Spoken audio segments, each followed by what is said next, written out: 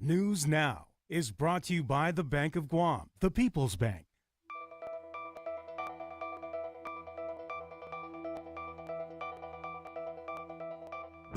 From the Pacific News Center in Hagåtña, Guam, here's Clint Ridgell and Janella Carrera with Betsy Brown and Roselle Romanes.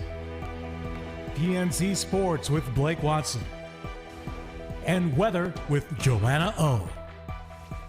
With your news now. Hafa and good evening, Guam. You're watching the Pacific News Center. We're broadcasting live in Guam and in Saipan. I'm Janella Carrera. And I'm Clint Ridgell. Topping your news tonight. Melanie Borja, the mother accused of murdering her 2-month-old baby through neglect, is claiming she is not guilty by reason of insanity.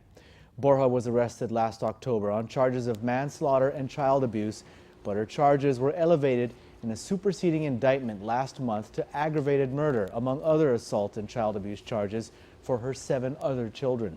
She's accused of neglecting her newborn baby and keeping her 8 children in a home that's not conducive to their health.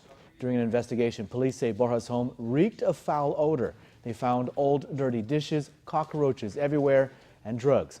In her defense, Borja told police that she has no clue how her baby died, and she says he went to bed fine the night before, and when she woke up the next day, he just wasn't breathing.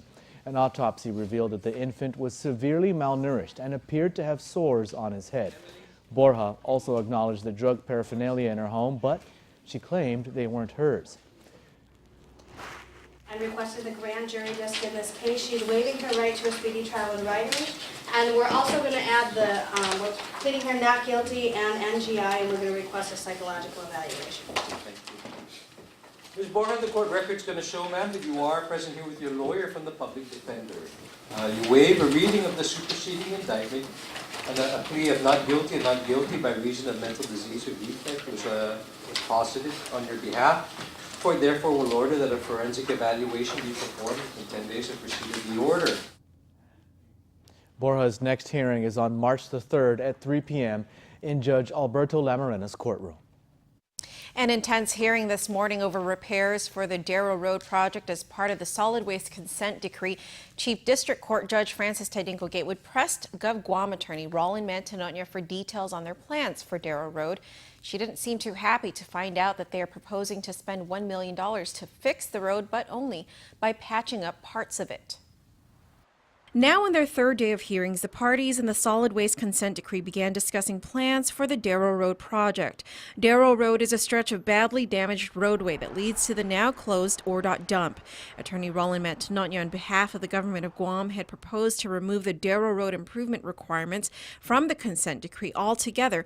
There were originally 2 proposals. The first is a complete reconstruction of Darryl Road with bike lanes and all for $8.2 million. The second is a reconstruction but without bike lanes and walkways for $1.8 million. But when Judge Francis Tydinko Gatewood asked Mantanonio to elaborate on the government's plans for the roadway, there was much resistance. Mantanonio said he wanted the Darryl Road requirement removed entirely from the consent decree, but emphasized that removing it doesn't necessarily mean the government will abandon the project altogether. The government of Guam remains committed to Darryl Road, Mantanonio said. Oh, well, you're committed to doing things in 2028. When are you committed to fixing Darryl Road? Judge Gatewood retorted. But Mantanonio emphasized that the government, particularly the Department of Public Works, has the capability to repair the roadway. I don't care about capabilities, Judge Gatewood exclaimed. I know what DPW is capable of. What I want to know is if the government of Guam is prepared to resurface Darryl Road. Your Honor, I don't have the authority. Judge Gatewood replied, what do you mean you don't have the authority? This is it. This is your financing plan, and you're all here. Where's your lieutenant governor? The judge demanded. He's the governor right now, and he's busy taking care of the responsibilities of the government, Mantanonio explained, to which Judge Gatewood replied, well, this is a responsibility of the government. At that point, Mantanonio went into discussions with co-counsel Sandra Miller and DPW Chief Engineer Phil Slagle, then came back and told Judge Gatewood that the government would repair Darryl Road, but only to certain portions. The project would cost $1 million. So, long story short, Judge Gatewood said, it's patchwork paving, right? Your Honor, Mantegnonia replied. Yes or no, the judge insisted. Your Honor, Mantegnonia hesitated. That's what I thought, Gatewood finally said. At one point, she acknowledged being aggressive in her interrogation, saying she only wants to ensure that the government is prepared and ready to continue maintaining the solid waste consent decree without the receivership.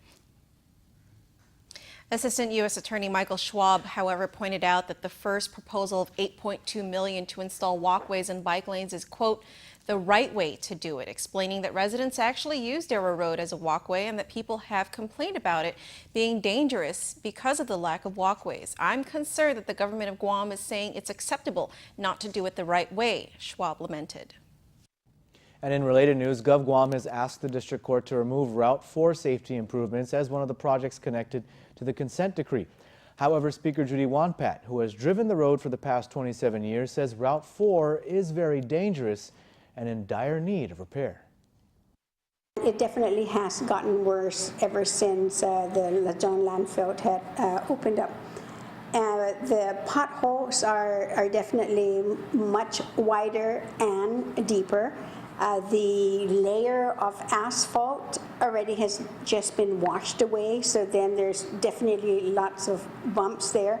The cliffside wall, there, because whenever it rains really hard, then rocks would be washed down, and even larger rocks, almost like boulders, would be in the center of the road. Speaker Judy Wanpat says it's these conditions that make Route 4 an exceptionally dangerous road, especially when the large trucks that transport trash to the Luzon landfill are on this road. What was scary for me was one morning where the first sharp curve where the tractor trailer was coming forward, and I was going down, and we were both at that moment, at that sharp curve, and the front rig is able to maneuver the turn, but the body can't, it has to go straight. So naturally, that truck encroached into my lane, nearly, hitting me on the left side. Luckily, the speaker was able to avoid the collision, but she's afraid one day a fatal collision will happen on this road. The governor's office has argued that the road is not a priority because other roads have more cars traveling on them. A GAO report has said that one of those trucks, an 18 rig footer, is an equivalent of about 9,600 cars on the roads. The speaker points out that Route 4 is a major highway and there is no other road to take down south. The people in the south has created this term now called middle roading. Middle roading is that you're straddling, of course, both lanes, on both sides. And that's what all the drivers are doing there now. Meanwhile, the governor's office is proposing to scrap the Route 4 safety enhancements because it would cost $6.5 million. Instead, they propose continuing with the pilot vehicle escort program, which involves paying G4S Security $12,000 a month to escort trash trucks to the landfill. The man who was found dead last week in a lot across the street from Adelup and behind the Guam Auto Spot has been identified, and medical examiner Dr. Aurelio Espinola says he died of natural causes. Dr. Espinola says the man's family came in and identified him as Rizos Ori. According to Espinola, the family says he had a history of illness as he was born with kidney and heart problems. Espinola says the family also told him that the man was an alcoholic who had been living on the streets. The medical examiner says there was no sign of foul play and that Ori was, quote, very sick.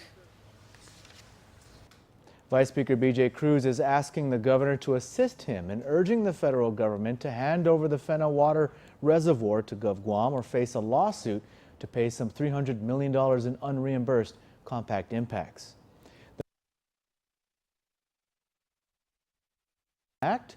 The Secretary of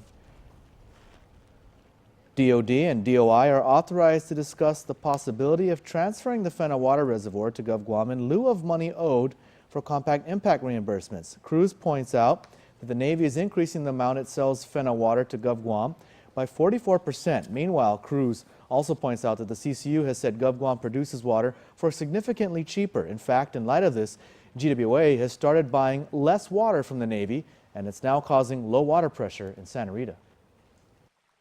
GWA has now decided to divert northern water south, and there's been lots of hollering and screaming about the fact that there isn't sufficient water getting to Santa Rita and the upper areas.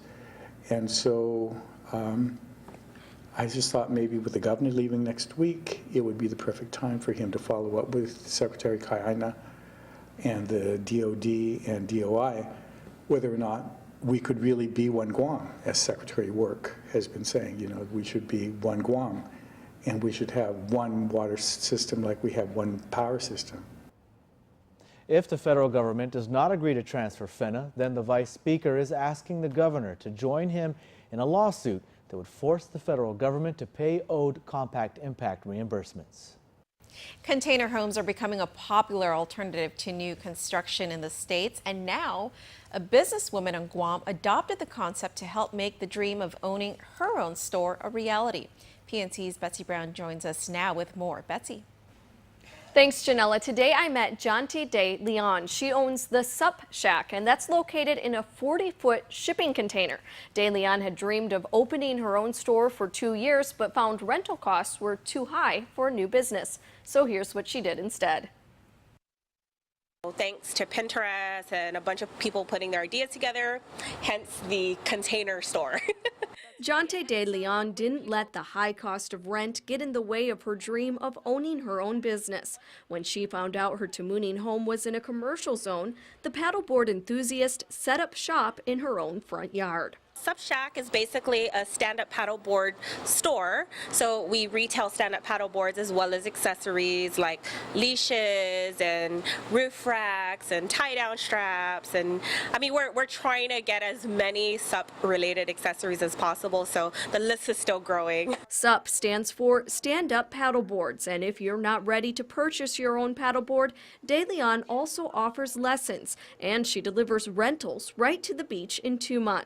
The Sup Shack is something De Leon has been developing over the past 2 years. I actually had been doing the market research to bring paddleboards here and possibly start a business about a little over 2 years ago, and I started a group known as SUP Guam 671, and that group was basically my test market to see if this is something that's either going to grow or was it just a trend just for that 1 or 2 years. But I've been seeing it grow, so that's why last year I decided that, okay, now's the time, you know, to go ahead and open up. If I'm going to do it, it had to be, you know, sooner rather than later.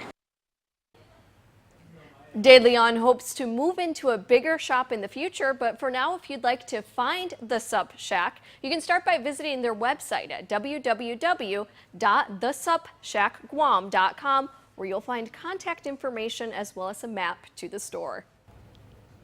All right, thanks, Betsy, for that report. So that's a cool name, the Sup Shack. Sup. Yeah, you know, because SUP stands for stand up paddle. And it also sounds like what's up? What's up? Speaking of what's up, let's check in with Blake Watson and find out Sup with sports.